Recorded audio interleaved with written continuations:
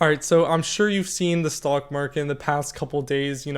We've seen an absolute bloodbath of a market. Stocks have been dropping, no matter what sectors you're invested in right now. And I just want to go over what are like the top five best companies I'd say that you should be picking up right now that are at a great value. And notice how I'm not saying undervalued because, these companies aren't super undervalued, but they're, some large companies that you could be getting at a great value, especially right now. You should be picking it up, like taking this time, crashes as an advantage, taking advantage of these times to just accumulate more shares at better prices. Anyway, so I'm not here really to waste your time. I'm going to just give you right now, the top three that I'm going to be talking about first is Meta, NVDA, and Amazon, right? All right, so the first one, Amazon, this is one of my favorite companies just in general. It's just an absolute, like a foundational stock that's in my portfolio that, I build most of my portfolio around. I think it's the second biggest holding in my portfolio, if I'm correct. And I just want to quickly just go over some of the financials. But first, I just want to show you, let's just look at the chart real quick. So, obviously, since the highs, about the beginning before the end of the year. So, we've definitely lost a lot of value. But, if you look at the earnings, it's been a double beat. That's what I like to say. It's been a great quarter.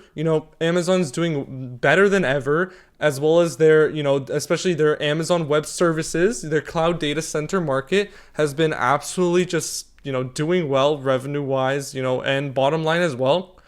And yeah, but the only reason why the stock dipped was because of just lower than usual guidance. But if you do check, I'll show you in a bit that usually during quarter one, companies, Amazon usually gives a lower guidance than usual. So it's nothing out of the ordinary. It was a great earnings, yet the stock still dropped. So what I want to show you just quickly, I'm going to run through some of the metrics. As you can see, the trailing 12-month PE 37.82. Obviously, this might seem, oh wow, you're paying 37 times the price, but if you know Amazon, this is one of the lowest it's been, right? Like this is one of the best it's truly been. As you can see, I'll pull up right here on TradingView. You can see the PE of Amazon has been dropping over time. Yeah, so if you just look really quick, obviously we had that drop in 2023, but you could also see the stock price too. But since we're lower than what we were last year, all the way lower in PE. We're not lower in price than where we were last year, but we're lower in PE ratio value. So that's an amazing thing to see. I love to see that as well. You can see the 2-year forward PE. We're at 28. That's amazing, as well as the earnings per share growth. This is the second of the Mag 7. I'm not going to sit here and talk to you and explain to you why Amazon's a great company. I've made many videos about that, but for a company that's doing 90% trailing 12-month earnings per share growth, as well as over 10, almost 11% year-over-year revenue growth. Warren Buffett looks for stocks that are doing, over 10% revenue growth at least, and Amazon's just beating that as well as their gross margins. I love to see this, especially on a company like Amazon, that their gross margin is going up and up and up, because that just shows that they're beating their competitors, right? I could pull it up really quickly. As you can see, perfectly, their gross margin has just, it's at an all-time high. 48.85%. That's better than most of the Mag 7. So yeah, like I said, I'm not gonna keep explaining to you why Amazon's the great company that it is. Obviously, I'm sure you're familiar with the business model, but right now, picking up shares at 200, it's at one point I think it's definitely gonna go under 200 possibly, but definitely this is one that's on my to-do list just to dollar cost average into. It's just beautiful right now. Anyway, so the next one is Meta. Obviously, Meta's been, it just had its 21-day win streak, which was absolutely just insane. But, obviously it's been broken and the stock has been dipping. So I'm just going to pull it up really quick, show you right now, now we're below $700. That is it's honestly just beautiful. For a stock like Meta, under 700 is truly a gift. And you see Meta is one of the cheapest, on a valuation wise of any of the Mag 7, right? Right now they're trailing, wow, 27. I didn't even know it was that right now. Wow, so a 27 PE and a 2-year forward PE of 23. This is good. I definitely think it's the second lowest. I think Google might just be a little lower. Uh yeah, Google might just a little bit lower, but I didn't include that for a reason. I'll explain later. But yeah, Meta at 27, this is really one of the lowest it gets, as well as their EPS growth. The recent earnings call has just been amazing.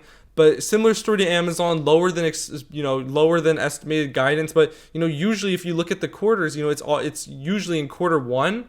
That's from quarter four to quarter one. It's usually the same thing. So it's not like anything changed. As well as their revenue growth. This is definitely one of the highest I think it's the second highest in the Mag 7. 21, almost 22% earnings revenue growth. Top line growth. That's amazing, right? As well as their gross margin. It's the gross margin the largest in the Mag 7 at 81% gross margin. Isn't that? It's amazing for a company that's doing 81% gross margin to buy it right now at a price that's like significantly lower than what it just came. Like this is definitely like a steal deal. I was like realistically Meta. You think also like it's just sustainable business model. Like of course it is. Seriously, it's like over the next 5-10 years, like is Meta. Like this is really one where you gotta say like I have to take advantage of this dip because I know it's not gonna be here for a long time. Like seriously. Anyways, yeah, like I like to show this as well that 4 billion people use at least one of its applications per month. Obviously you're definitely familiar with one of its platforms. I can bet money on that. 75% of the people connected to the internet are using Meta's applications. Like realistically, people they get worried like, oh, is this company gonna be here? It's gonna be like, is all of a sudden everybody in the world just gonna be like, oh, we're not gonna use Instagram or Facebook or whatever? Like obviously not, right? So at these low valuations and the stock dropping this much, like come on, it's like a no-brainer here.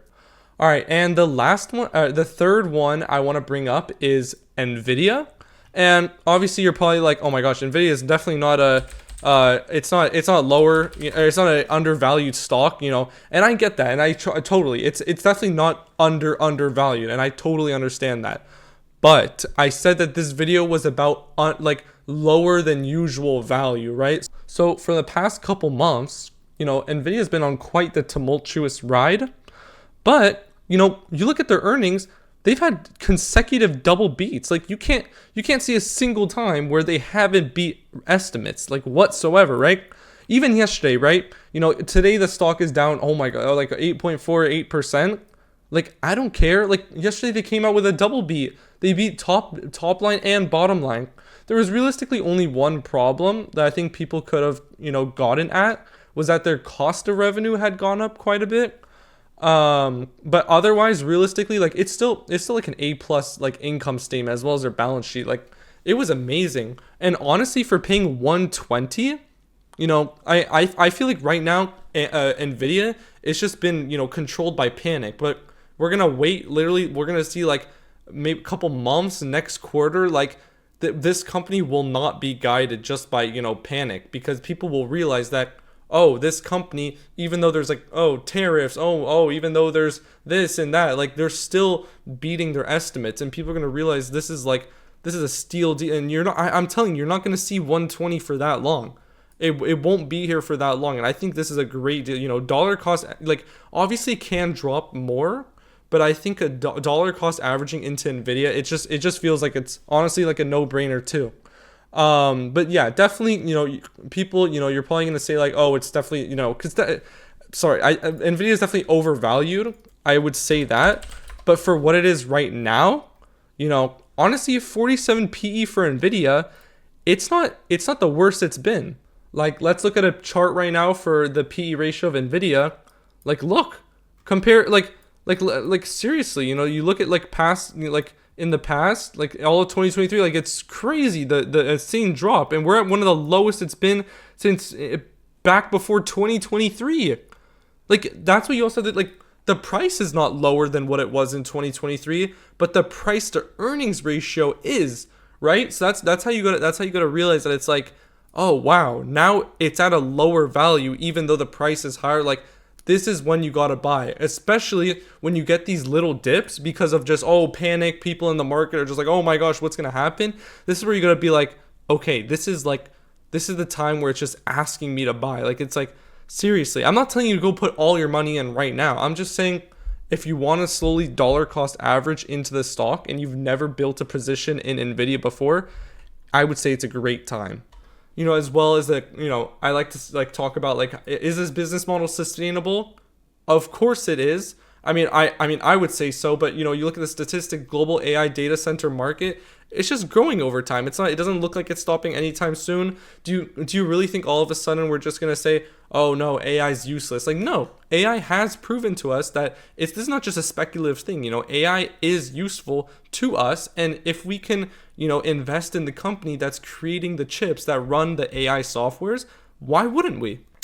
And I also just saw this recently, after the DeepSeek thing, people say like, oh, you saw what DeepSeek, it's so much better than America. How did they do that, right? Look, literally what Jensen Huang said, the CEO of NVIDIA. He said, DeepSeek R1 has ignited global enthusiasm. It's an excellent innovation, but even more importantly, it has open sourced a world-class reasoning AI model, right? It's like, all the investors like, oh my gosh, this guy's probably scared out of his mind about DeepSeek. Oh no, he's probably worried. Oh no, he's excited. He's like happy. He's like, no, we're not worried about this. We're actually learning from it. We're happy that it happened. So it just shocks investors, and I was excited too. Just looking at the interviews, you listen to Jensen Huang. He's not worried about anything. He's happy. And yeah, so that brings me to the fourth stock on the list. So these two weren't in the thumbnail and I didn't talk about these in the beginning, but we're gonna be talking about the two last ones on the list, and the fourth one is new, right? Like, I'm sure if you know me by now, this is one of my favorite stocks. Why is it one of my favorite stocks? Because it has not been discovered yet. Like, for example, like an NVIDIA or a Tesla, the writing's kind of on the wall, right? Like, that's a common expression used, that Wall Street already knows about Tesla and NVIDIA. Wall Street already knows their story. The retail investors already know their story.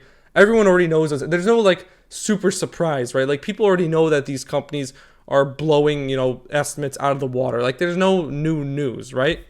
But new, right? On the other hand, they are doing significantly better than most banks in Latin America. I'd say that right now they have almost a monopoly over Latin America digital banking. And a lot of people compare this to SoFi, right? People compare New to SoFi, because they're both digital banking companies. But you compare it, right? Like, let's go right now. Let's compare, right? Let's go to New, and then let's go to SoFi, and then let's compare, I don't know, a Bank of America, right? Like a huge, ginormous bank, right? I'd say New and SoFi, they're still smaller banks, but they're still doing great in revenue. But let me just show you. So obviously the PE, Bank of America is going to be lower, right? That is, like a value stock, I'd say. But like New is only 28 compared to SoFi, one of my other favorite stocks, is like 67, right? Like, if you're comparing New and SoFi, the valuation on New is significantly better with a 2-year forward P of 14. That's insane, right? But let me explain where it gets crazier, right? So why do I think the valuation of New is so good and compared to SoFi, right? Because of the 91% earnings per share growth, along with the 43% revenue growth for a company that's 28 PE with a 43% revenue growth and a gross margin of 73%. Sorry, I don't know why these are. Oh, sorry, gross margin. It's not on Bank of America right now, but I think it's bugged. But 73% gross margin for a company that's $28 PE. Oh, and wait, it gets a little bit better. Oh, it gets better. This stock is only $11 a pop, literally $11.25, right? And recently this dip happened. You know why? Because they just had their earnings and they slightly missed on bottom line. And let me ask you a question. Usually, I've seen a pattern. If we go to the charts, we look at New, and we go to, their earnings per share, right? That's where they miss. Quarterly, look, it's nothing. It's nothing. They didn't even, It's by nothing. And I just want to, it's like, dude, it's just projected to slowly go. It's like, wow, seriously, for a stock to drop this much based on just not like, here, let me pull it up. It's not much, right? Just by a slight bit, they're missing on their earnings per share just this quarter, whereas they had a, okay, double beat last quarter, another double beat, right? And same here, same, like it's like a pattern, right? So I'm not worried about this company, and they're just doing, like, I made a whole video about New where I'm showing, like, I show you they have so many more customers than SoFi, as well as, I think I showed in the video there was like a statistic where it's almost like more than half of all like people in Mexico, as well as Brazil and Colombia, they're all using New Holdings because it's a very practical app for people who are people who are unbanked. Like, that's a problem in, like, for example, I think Latin America. A lot of people are unbanked, and New Holdings is helping them become established with a bank, helping them save money, just like SoFi.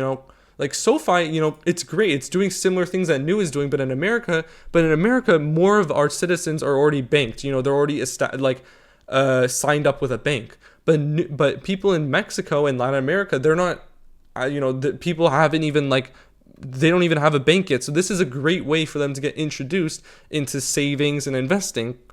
So yeah, I just want to show you like their balance sheet. It's amazing, right? I just want to show you.